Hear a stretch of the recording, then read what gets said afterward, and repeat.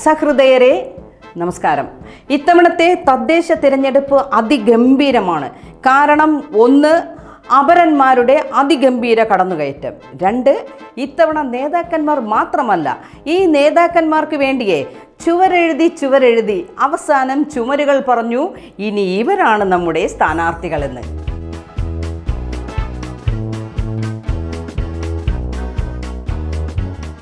അതെ, ഇത്തവണ ഇവരുമുണ്ട് നമുക്കിടയിൽ. തീർന്നില്ല. സീരിയൽ നാടക നടന്മാർ, പത്ര ഏജന്റുമാർ, ട്രാൻസ്ജെൻഡേഴ്സ്, കതിർ മണ്ഡപത്തിൽ നിന്നും വധൂവരന്മാർ തുടങ്ങി എല്ലാ മേഖലയിൽ നിന്നും പലതരത്തിലുള്ള സ്ഥാനാർത്ഥികളുടെ ഒരു കുത്തൊഴുക്ക് തന്നെയുണ്ട് ഇത്തവണ. 23,562 തദ്ദേശ വാർഡുകളിലായി മത്സരിക്കുന്നത് 75,632 സ്ഥാനാർത്ഥികളാണ്. എന്നാൽ കഴിഞ്ഞ തദ്ദേശ തിരഞ്ഞെടുപ്പിൽ 75,013 പേരാണ് ഉണ്ടായിരുന്നത്. അങ്ങനെയെങ്കിൽ 619 പേര് അധികമാണ്. നോക്കണേ അധികാരമോഹം. മറ്റൊരു കാര്യം പ്രധാനമാണ് കേട്ടോ. മുൻപൊക്കെ 50-50 ആയിരുന്നു നിയമം. അതായത് 50% സ്ത്രീകളും 50% പുരുഷന്മാരും. എന്നാൽ ഇത്തവണ അതിനും മാറ്റം വന്നു. 39,604 സ്ത്രീ സ്ഥാനാർത്ഥികളും 36,027 പുരുഷന്മാരും ഒരു ട്രാൻസ്ജെൻഡറും ആണ് ഉള്ളത്.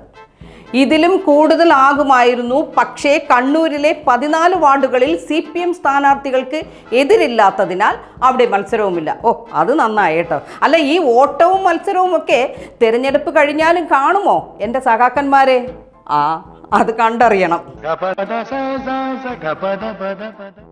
ഇതൊക്കെ സഹിക്കാം. പക്ഷേ ബാലറ്റിലെ നമ്മുടെ സ്ഥാനാർത്ഥികളെ കണ്ടെത്തണമെങ്കിൽ നമ്മൾ മുങ്ങിത്തപ്പണം, അല്ല മുങ്ങാങ്കുഴിയിടണം. കാരണം അപരന്മാരും സ്വതന്ത്ര സ്ഥാനാർത്ഥികളും ഇത്തവണ ബാലറ്റിൽ 1ഉം 2ഉം സ്ഥാനമാണ് പിടിച്ചിരിക്കുന്നത്. അതെന്താ അങ്ങനെ? അത് ദേശീയ സംസ്ഥാന അംഗീകൃത രാഷ്ട്രീയ പാർട്ടികൾക്ക് തദ്ദേശ തിരഞ്ഞെടുപ്പിൽ മുൻഗണനയില്ല. അത് തന്നെ കാരണം. ചേടാ, ഈ അപരവിളയാട്ടം അപകടമാകുമോ? ചില വാർഡിൽ ഒരാൾക്ക് തന്നെ ഒന്നിലധികം അപരന്മാർ ഉണ്ടത്രേ. ഈ പേരിൽ മാത്രമല്ല കേട്ടോ, ചിലയിടത്ത് ചിഹ്നവും ഒന്ന് തന്നെയാണ്. അതെന്താ എന്നൊക്കെ നമ്മൾ അതിശയിക്കും. അത് നമ്മുടെ പ്രതിപക്ഷം കരുതി കാണും ഒരു വാർഡിൽ 2 സ്ഥാനാർത്ഥികളെ നിർത്തിയാൽ ചിലപ്പോൾ ഇതിൽ ഒരാളെങ്കിലും വിജയിച്ചാലോ എന്ന് കരുതി കാണും. പാവം കേട്ടോ, കുറ്റം പറയാൻ പറ്റില്ല. അതായത് നമ്മുടെ വിഴിഞ്ഞം വാർഡിൽ ഔദ്യോഗിക സ്ഥാനാർത്ഥിക്കും ഡമ്മി സ്ഥാനാർത്ഥിക്കും ഒരേ ചിഹ്നം, കൈപ്പത്തി. ഇരുവരും കോൺഗ്രസ് സ്ഥാനാർത്ഥികളെന്നാണ് സ്ഥാനാർത്ഥി പട്ടികയിൽ തിരഞ്ഞെടുപ്പ് കമ്മീഷൻ ചേർത്തിരിക്കുന്നത്. ഇതെന്ത് മറിമായം? അത് പോട്ടെ, ഇപ്പം അതൊന്നും അല്ലല്ലോ ഇവിടുത്തെ വിഷയം. എങ്ങനെയെങ്കിലും ജയിക്കട്ടെ അല്ലേ? ഇതിനെയൊക്കെ കടത്തിവെട്ടുന്നതാണ് നമ്മുടെ പ്രചരണം.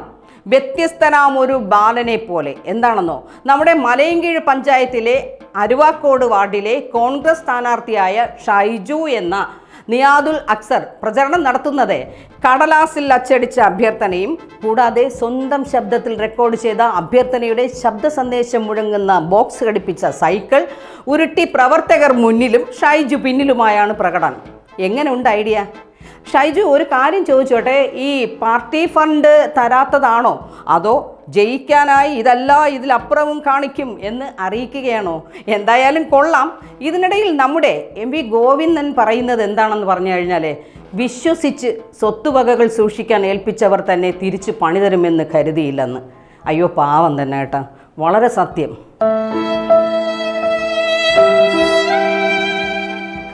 അതൊക്കെ നമ്മൾ കേട്ട് കുറേ ദിവസം കൊണ്ട് ഇത് കേൾക്കുന്നുണ്ടല്ലേ. സ്വർണ്ണക്കൊള്ളയും അതിനെ വെള്ളപൂശി കാണിക്കുന്നതൊക്കെ അതൊക്കെ കാണുന്നുണ്ട്.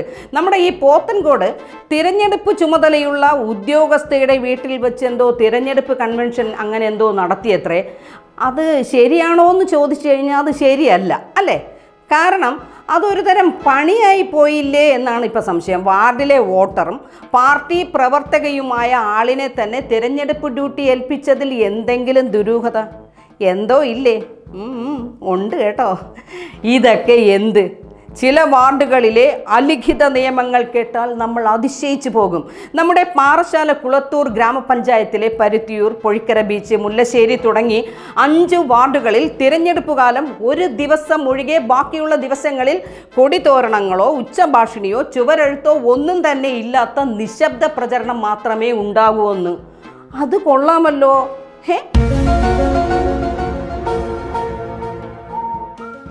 പിന്നെ ഈ ഒരു ദിവസം മാത്രം കൊടിതോരണങ്ങൾ കെട്ടി ഉച്ചഭാഷിണിയൊക്കെ വെച്ച് നമ്മുടെ ചുവരെഴുത്തൊക്കെ നടത്തി പ്രചരണം നടത്താം. തീർന്നില്ല കേട്ടോ ഇതുകൊണ്ട്. ഇത് കഴിഞ്ഞാൽ ഉടനെ തന്നെ ഈ സ്ഥാനാർത്ഥികൾ തന്നെ സ്വന്തമായി ഇതെല്ലാം അഴിച്ചു നീക്കണം. സൂപ്പർ, അടിപൊളി.